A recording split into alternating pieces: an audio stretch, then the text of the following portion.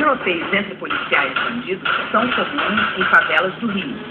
Hoje, 2 homens que seriam traficantes foram mortos numa situação que a polícia classifica como auto de resistência, quando alguém morre em confronto com policiais.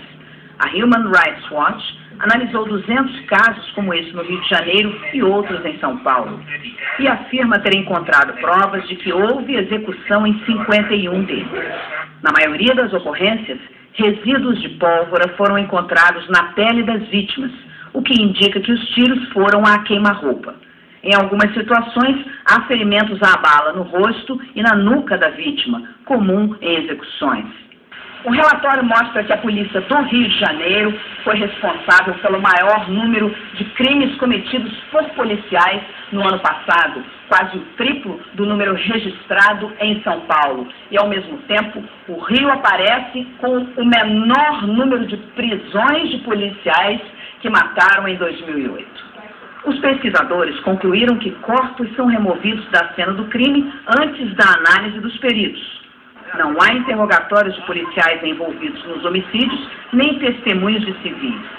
Parentes de vítimas e testemunhas também são ameaçados.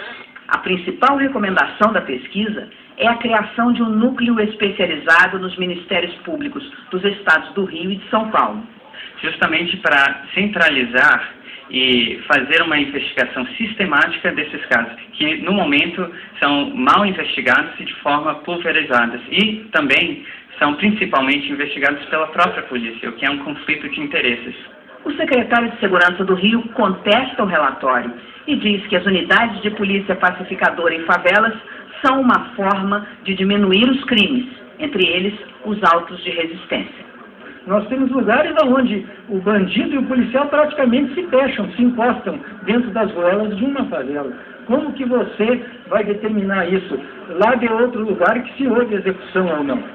Então, são peculiaridades e não posso admitir isso de uma maneira absoluta como o relatório coloca. A Secretaria de Segurança de São Paulo questionou a metodologia do relatório e afirmou que desde 2003 vem ocorrendo redução do número de mortes provocadas por policiais. Em Belém, um menino